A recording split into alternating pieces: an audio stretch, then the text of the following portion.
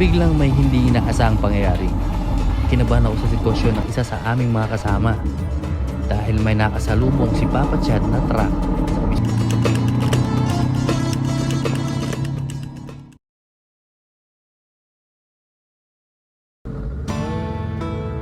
Isang maganda at maulang umaga. Ngayon bibiyahe nga pala tayo mula Bataan papuntang Lake Tabeo, Kabayan Benguet. Sigurado mapapalaban tayo sa adventure dahil nga maulan, napakadelikado ng kalsada at daan sa kabundukan ng Benguet. Sigurado maraming malubak at landslide sa salubong sa atin. Kaya doble ingat dapat tayo.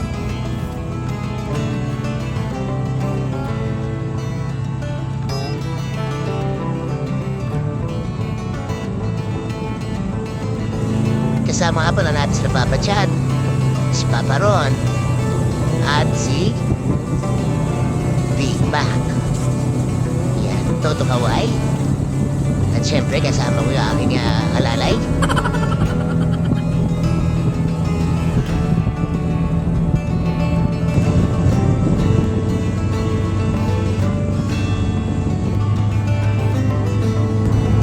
Our first stop, PTT Esitex. Sakto lang ang oras ng dating namin. Dahil nga maaga pa, dito natin kami magbe-breakfast saglit. Hindi tayo sure saglit. Dahil kadalasan, inaabot ng 30 minutes to 1 hour. Yun depende kung okay na ang lahat ng mga kasama natin.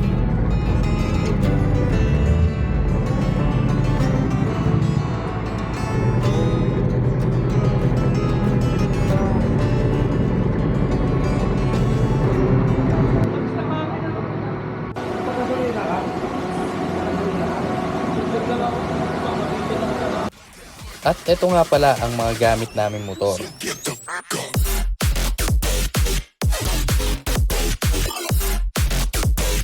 Honda XADV kay Papa Ron, Kawasaki Versys 650 kay Papa Big Mac, Triumph Tiger 850 kay Papa Chad, at syempre ang ating motor na Honda CB500X na si Adonis.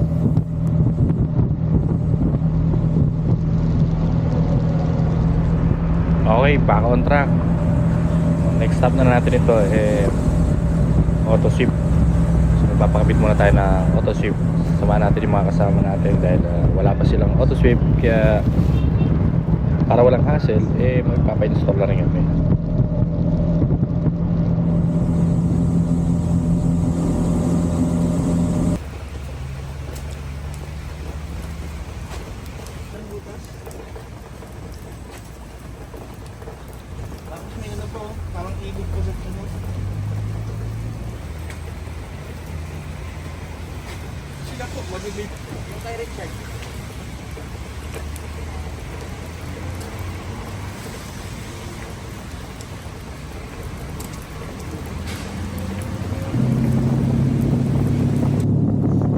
Nag-exit na nga pala tayo sa Rosario La Union at nakapagpupultang na din tayo ng mga motor. Uy, lubak. Ayan, nagpaparamdam ng mga lubak. Normal talaga yan kapag nag-uulan, lalo na sa mga national roads. Sa bagay, kahit sa expressway, ganun din, may mga lubak. Gaya kanina, ang daming lubak namin na encounter. Nga pala, Marcos Highway na ang dadaanan natin. Kung Quezon Road, mas delikado, mas prone kasi sa landslide doon at kung doon tayo dadaan baka sarado din.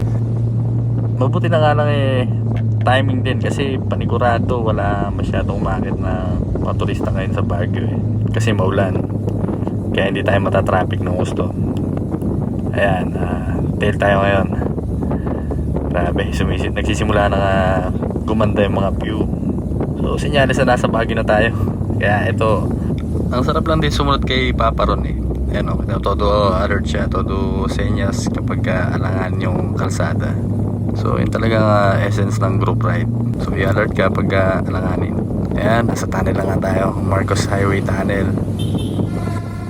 Dito akala ko nga may kasalubong na kaming tren. Nung pala, busina ni Papa Big Mac. Ayun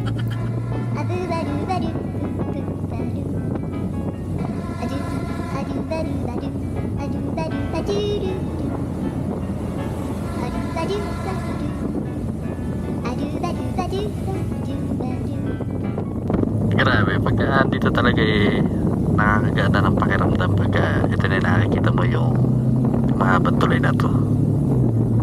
So, syempre, nasa Baguio na, malamig.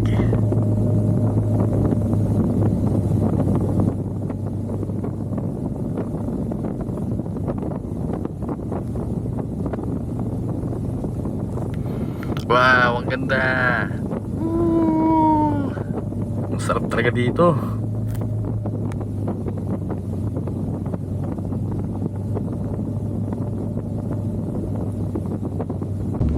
Dito na nga pala tayo sa city proper.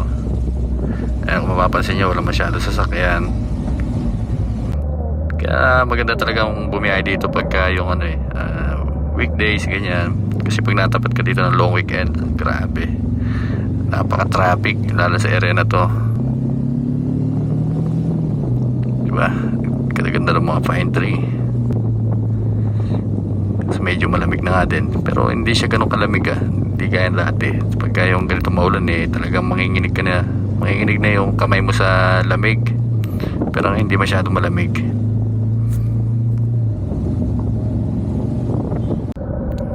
At andito na nga pala tayo sa Biabon. So dito tayo mag-lunch muna. So quick lunch lang para hindi tayo masyadong gabihin.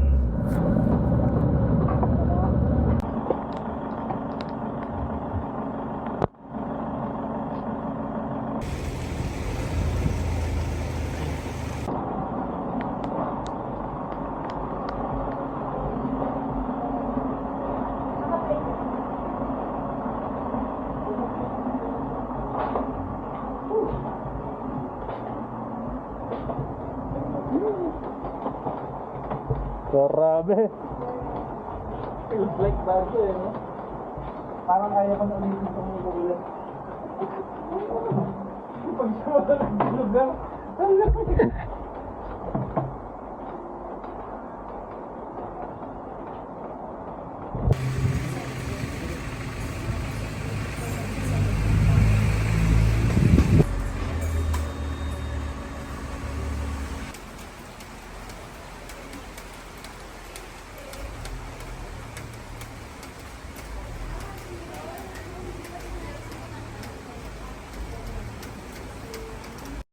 Tumigil na nga pala muna kami sandali para mananghalian dito sa Biabon. Masarap ang pagkain dito, marami ang serving, at maganda ang view. At higit sa lahat, mura pa, kaya sulit.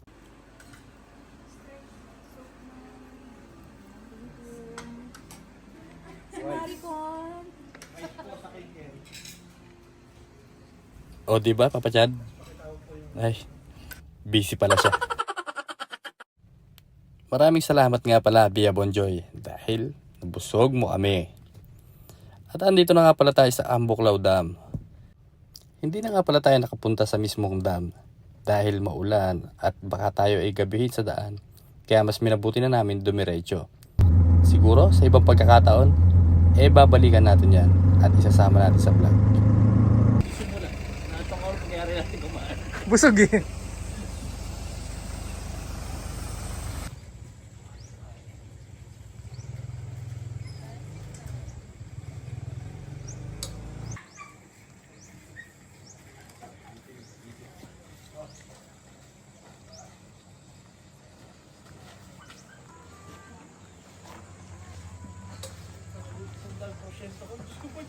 Ilan ko talaga ginata ko pag gano'n.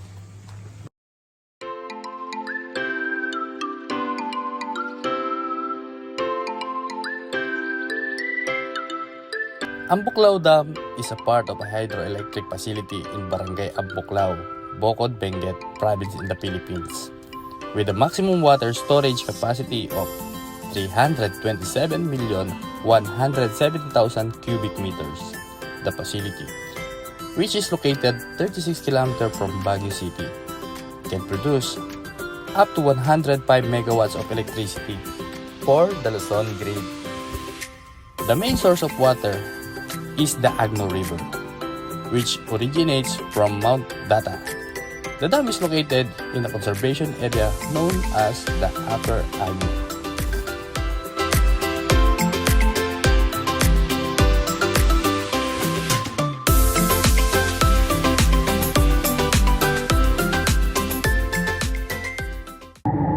Ito nga pala ang daan papuntang Benguet, Vizcaya Road. Kaya kung kayo ay papunta ng Vizcaya, doon ang way.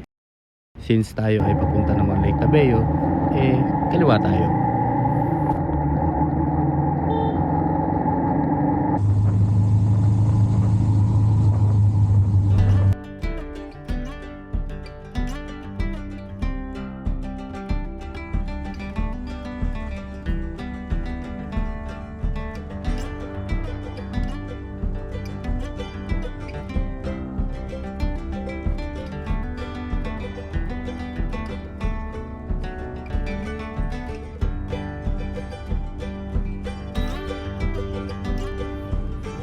Bandang hapon na, pero normal na dito ang Sea of Clouds.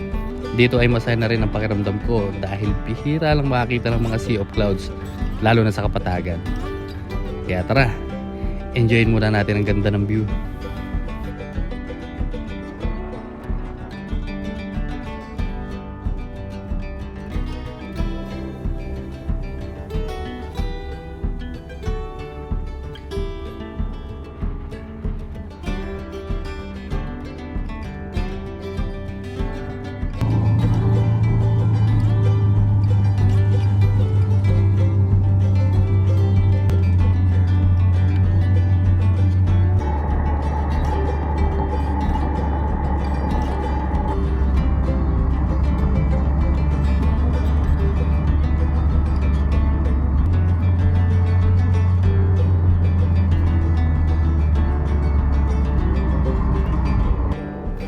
Dito ay napatigil nga kami kasi may nakita akong biyaya. Normal na nga din dito yung mga nalalaglag na gulay at prutas. Galing nga sa mga kargado na truck. Kaya hindi ko na napigilan huminto at pulutin itong suwa.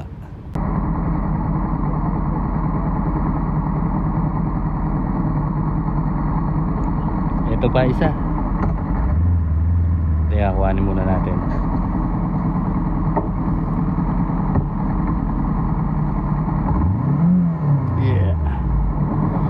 Ay, reject.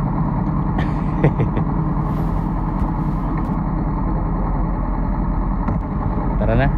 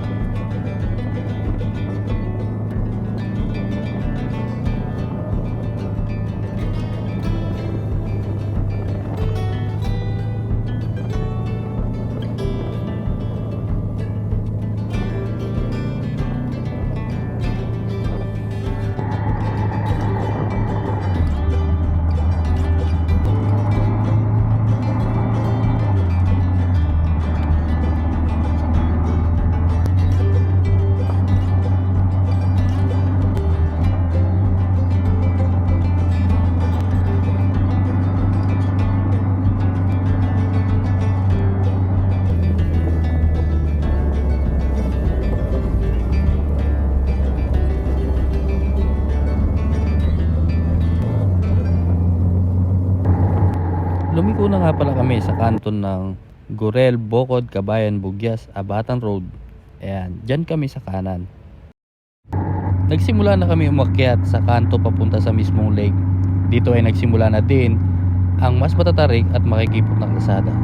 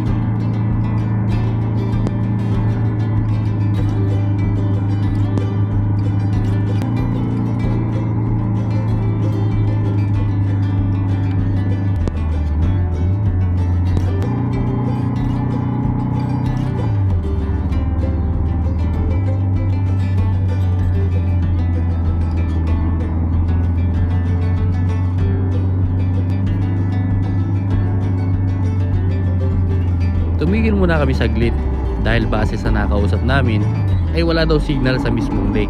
Kaya dito ay huminto kami para sa mga importanteng mga dapat naming tawagan.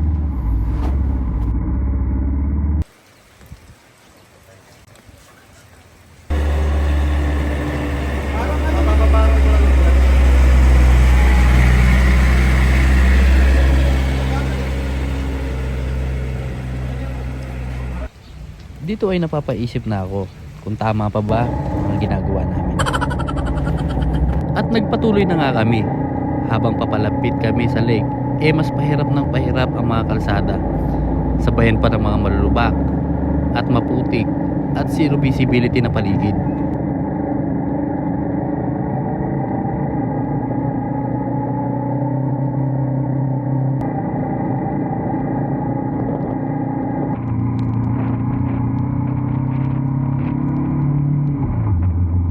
Sobrang delikado ng daan dito dahil konting pagkakamali mo lang siguradong malalim ang kalalagyan mo dahil sa tindi ng mga bangin.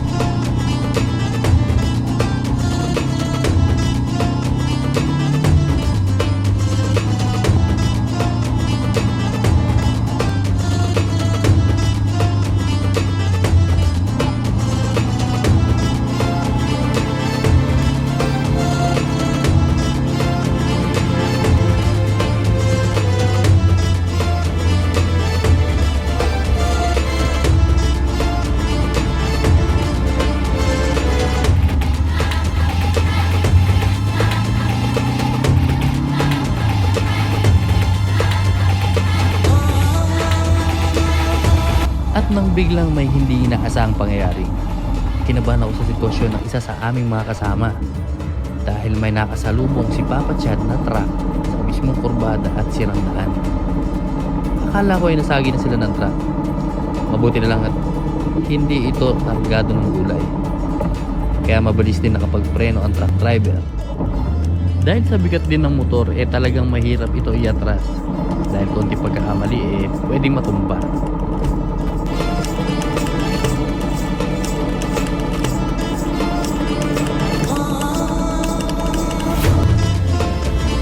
Mabuti na lang, magaling ang truck driver. At syempre, pati si Papa Chad.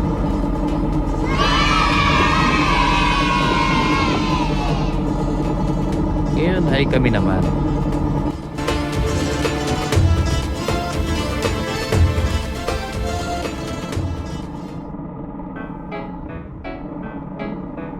Do ba do ba do ba do ba do ba do ba do ba do do ba do do Akala ko ay si Papa Chad ang may problema. Mukhang mas matindi pa pala ang problema ko. Hindi ako makalis. Mabuti na lang. To the rescue si Papa Ron. Thank you, Papa Ron.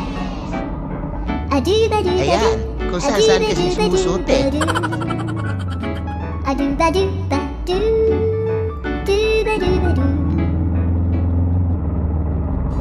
Ayan, balik na tayo. Kita nyo naman kung gaano kasikip ang daan.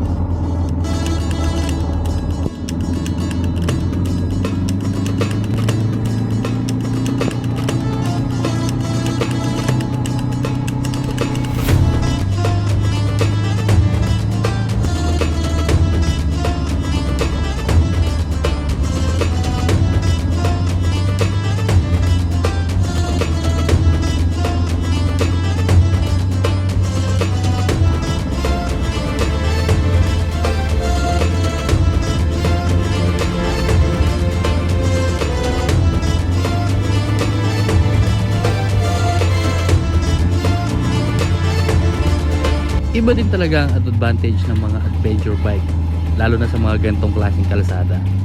Dahil may kumpiyansa ka at alam mong hindi basta-basta sa side ang motor mo.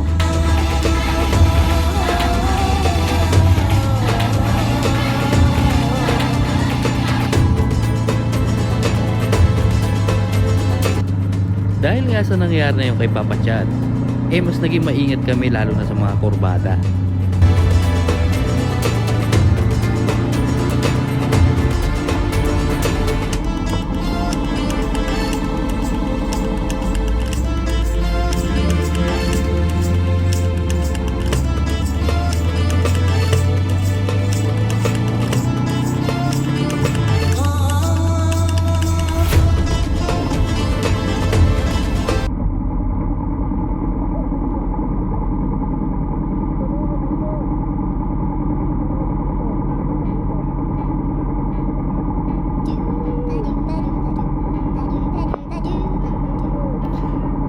Ito na naman ang isang problema namin. Dahil walang signal, ay hindi gumagana ang navigation namin. At isa pa, wala din signage dito. Kaya, paganahin ang instinct. Sure na sure ako na sa kaliwa ang daan. Kaya, tara, kaliwa tayo. Ay, sabi sa inyo kanan eh.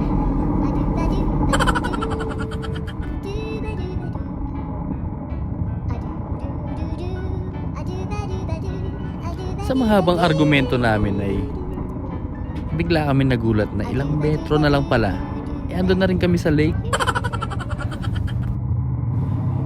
Dito ay todo sigaw na ako sa helmet dahil sa sobrang saya. Dahil finally nakarating na kami sa lake ng ligtas.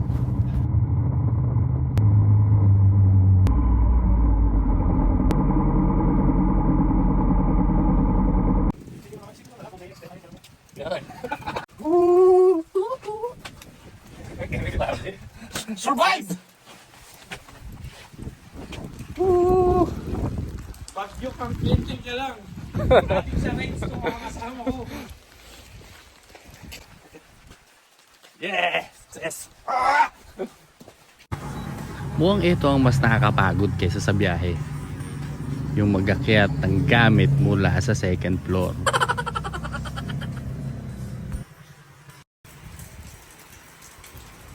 Talaga namang mapapawi ang pagod mo sa ganyan kaganda sa paligid mo. Hindi na nga pala natin nakuha mag-video sa mga kwarto sa pagod. Bago kumain. Kaya konting kwentuhan at kulitan. Sana naman. Kanina kasi kakain. Naninigas ako sa buwan. Puro gin naman pala.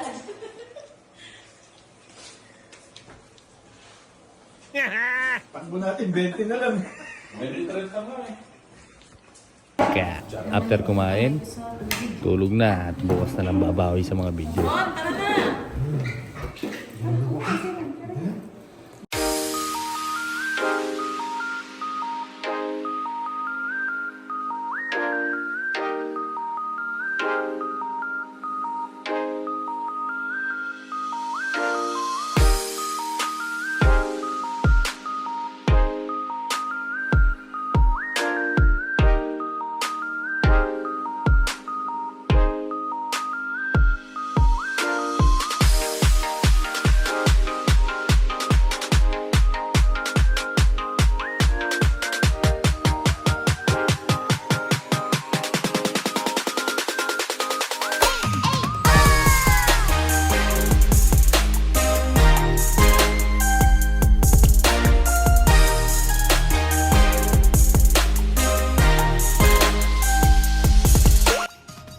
Ang Lake Tabeo ay una sa 4 na lawa ng Kabayan at sa ngayon, ang pinaka-accessible na lawa sa Balay Village dahil malapit lang ito sa pangunahing kalsada.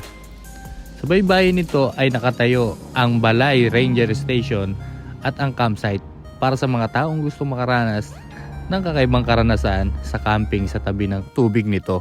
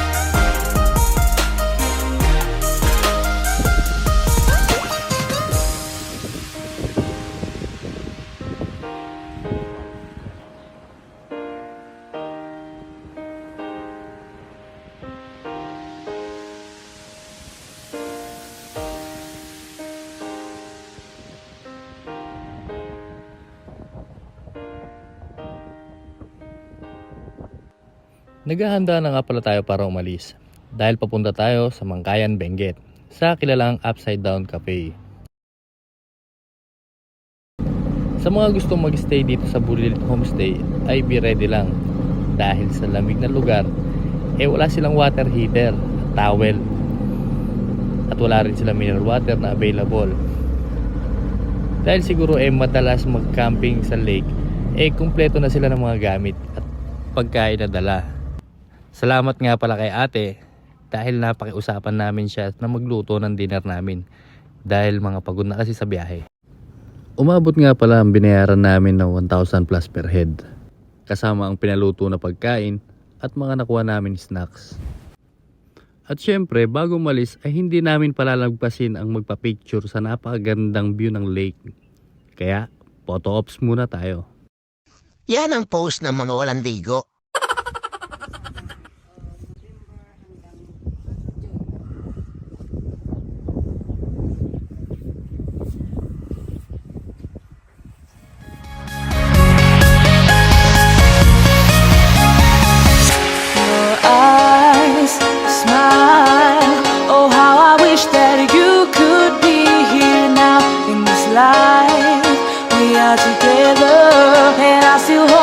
You'll be mine forever, even though you're far away. I still know we need to move again. We are together.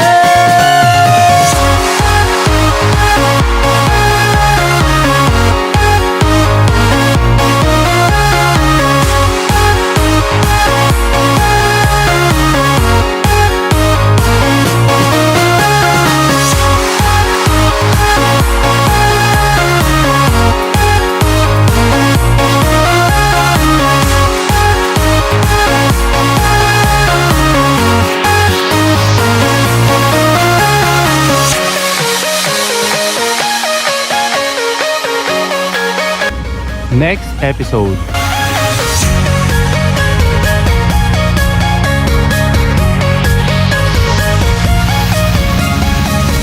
Every time I think of you and it takes me to a special place in my mind where we can be together.